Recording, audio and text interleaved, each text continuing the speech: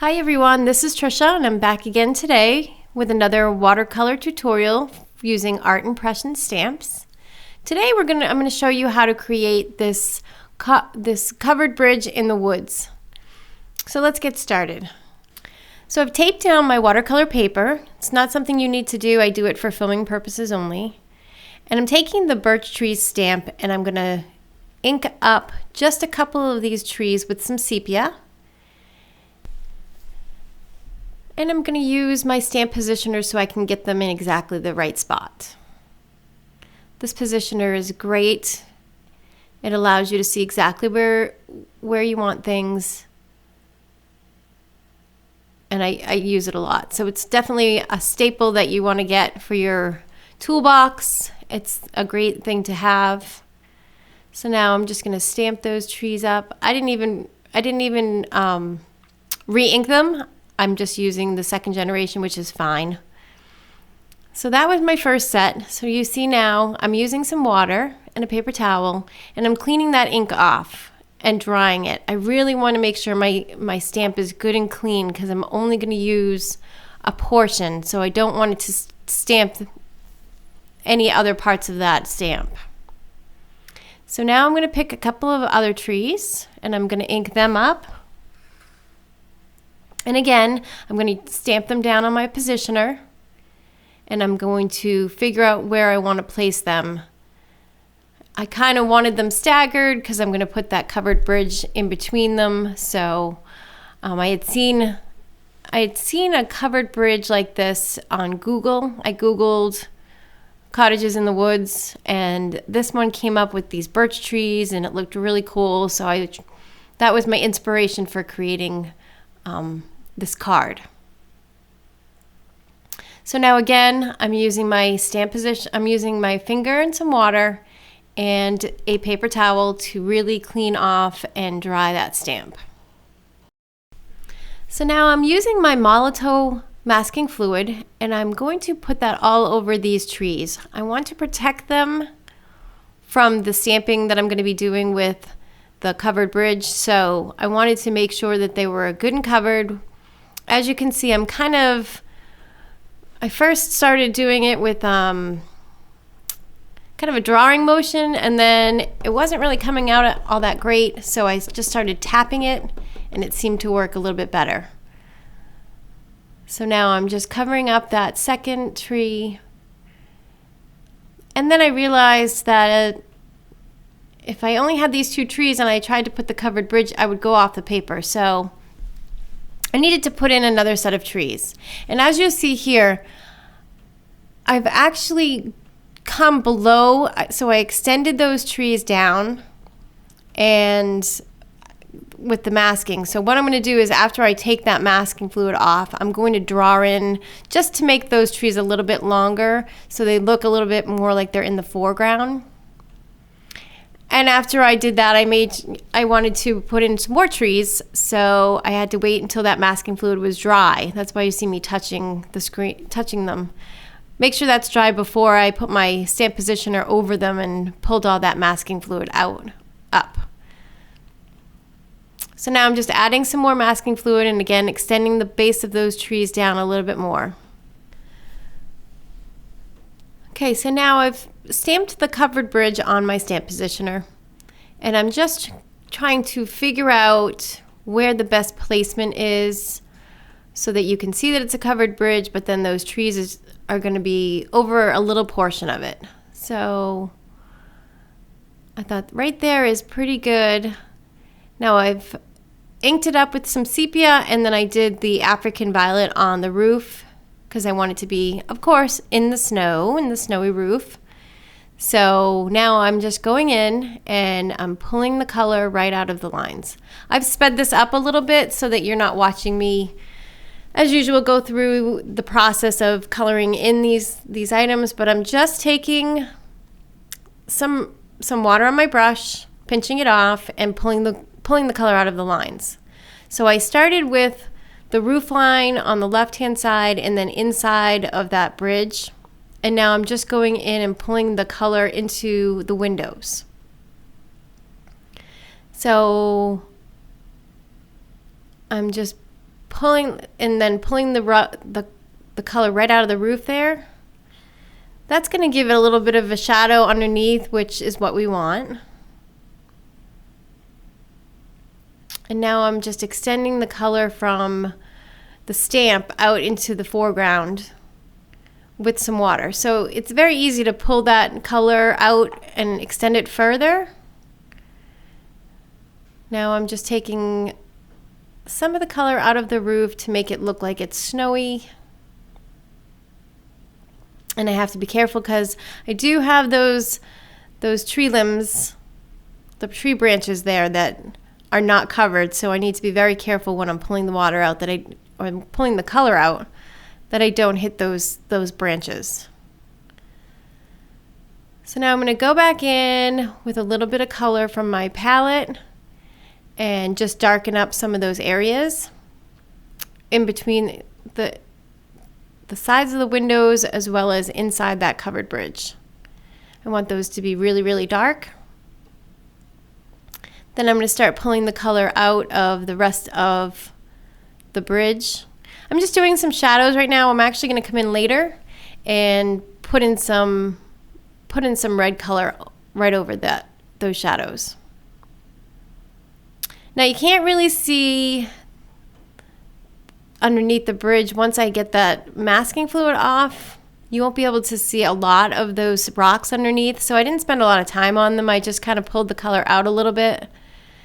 And then I'm adding some more shadows with some color from my palette.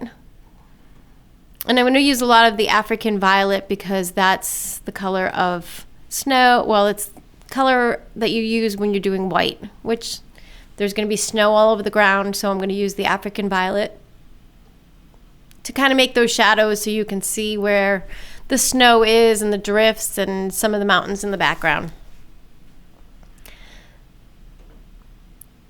So I'm trying to soften those lines up. I wanted some really hard edges where that color meets the snow, so it will look like a shelf of snow because it's going to be along a little river. So now I'm just adding some more of the water in, and I'm building up the color slowly because I really wanted to have those snowbanks come out and show. And then I wanted to put a little snowbank in the back here so you could see that there's snow behind this little river. It's coming from somewhere behind it. But I think putting just that little detail in the back really kind of brings out that there's still snow along the banking underneath this covered bridge. So I'm just going to go in and add some more color to those banks. Really wanted them to have some depth to them. I guess we're going to go into the depth again. Just like last time. It's all about the depth. So now I'm putting some African violet, and I don't want to color this in completely. I want to have some darks and some light areas so it really kind of looks like that water is moving and it's cold. And as I started doing it, I realized that I had to put a little snowbank there or my trees were going to end up in the middle of this little river. So that's why I kind of was going to have one big river, and then it kind of morphed into a river coming into two, going around this little island or something where these little trees were hanging out. So now I pulled some color into the foreground and then realized that it was not really what I wanted to do. I wanted the color to go into the river so that I could try to create a little snowbank there on the other side. And then I just softened it right out. Now you want to make sure when you're doing this that you don't take off that mask until you're done. I'm actually going to take it off a little early, and what I should have done is left it so that I protected those trees right to the end. But it is what it is.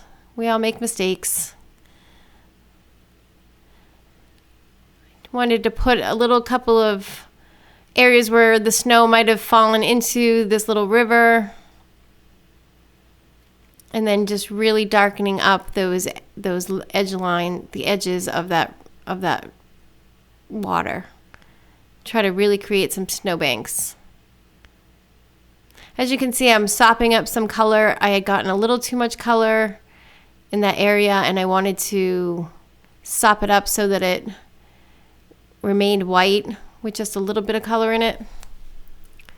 Make it a little bit of a snowbank there. And then just darkening in some of these other lines, giving that snow a little bit of character.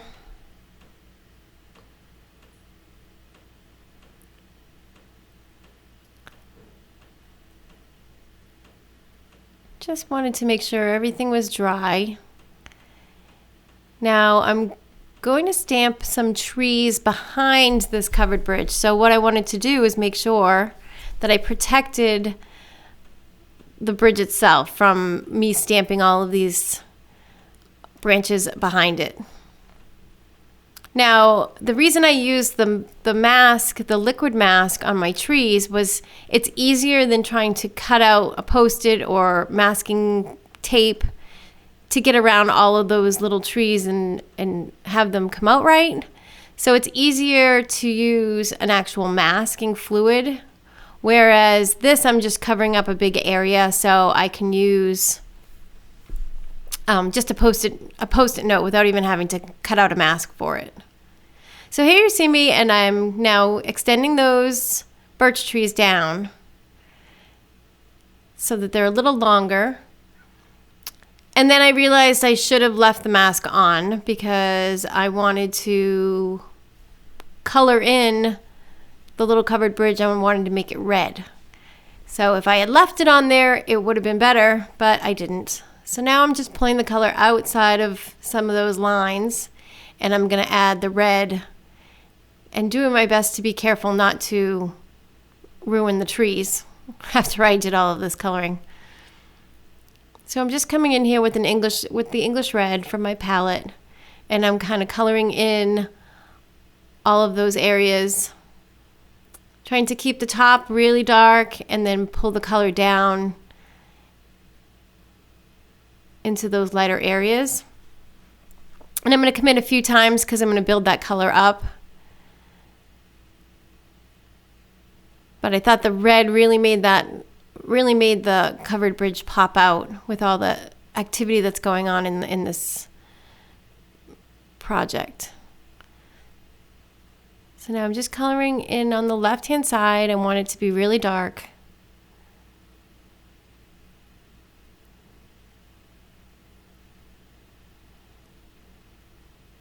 And then I'll just come in and add a little bit of water to soften out those edges so I don't get any hard edges in there. And I thought I would come in and just soften up some of those trees in the back and add a little more color with my pen to that birch tree there, and use my paintbrush just to soften that out again. Because you really don't, they're birch trees, so they're supposed to be white. So you don't want to color them in. You want the color to remain on the outside of those trees. Now you don't have to, these branches that I'm using as trees in the background, you don't have to soften these. I wanted some of them to be a little bit thicker, and I wanted the color to come out because I did some of them in sepia and some of them in African violet. So I really wanted to make them look like trees and not branches, so I extended them out a little, made them a little bit fatter, gave them a little bit of a base. But it's not something you have to do. And then I'm just going in and touching the rest of these branches just to soften them up.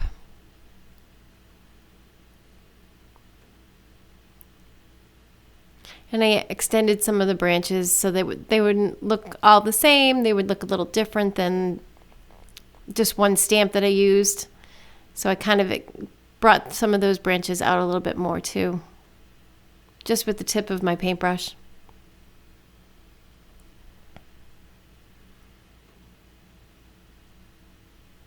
And of course, after I finished doing this, I thought, well, I probably should have done my sky first and then put those trees in, but I didn't. So I'll have to make do. It came out fine. I just would have, things like that are so small in the background. Sometimes it's easier for me to do my sky and then stamp those in. So I'm coming in here again with some African violet just to darken up a little bit of those shadows in the water, just to give it a little more definition.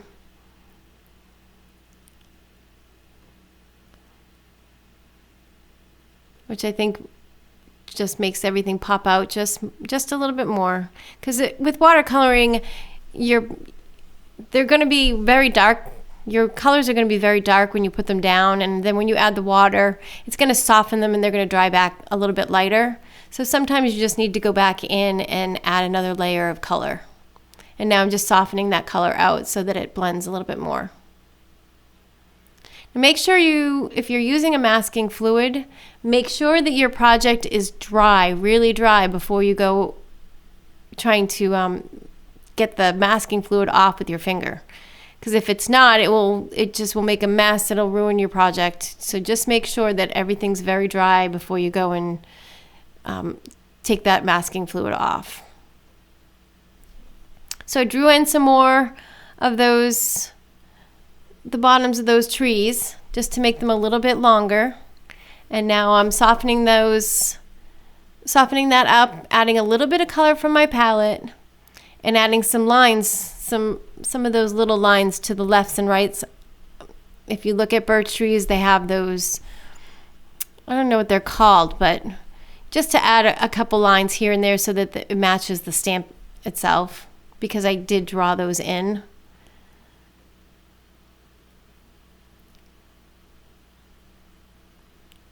So you'll see me not only drawing those in, but then adding the two little ticks, I guess we'll call them, the two little tick marks on the sides of the trees. Right there. So just to give it so that it looks like it was always there on the stamp. And then I'm just going to soften those lines out, trying not to bring any color into the middle of those trees. I want them to remain as white, or they're actually not white, they're more of like a yellowish.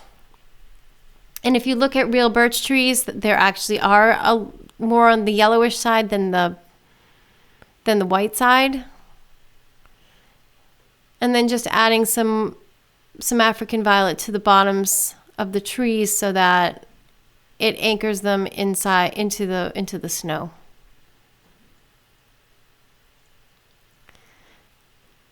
I'm just finishing up with some little minor touches here and there. Almost got that red into my snow there, so I stopped.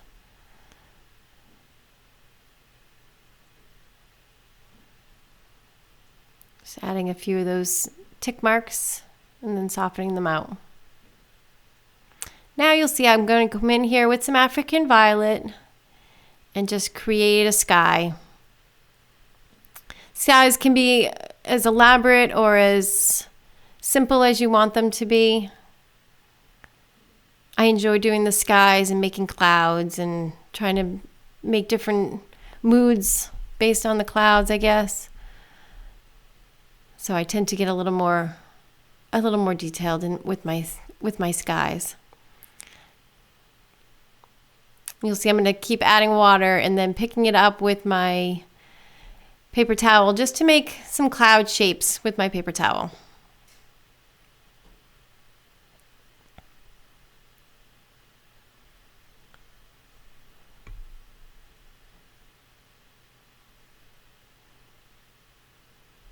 So you can see I'm adding water and I'm actually picking up some of that color with my brush and my paper towel.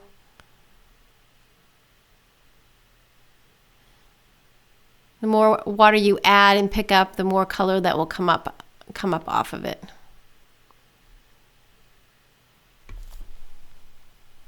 So just some finishing touches, adding a little bit more color down here in the water so it gives it a little more definition.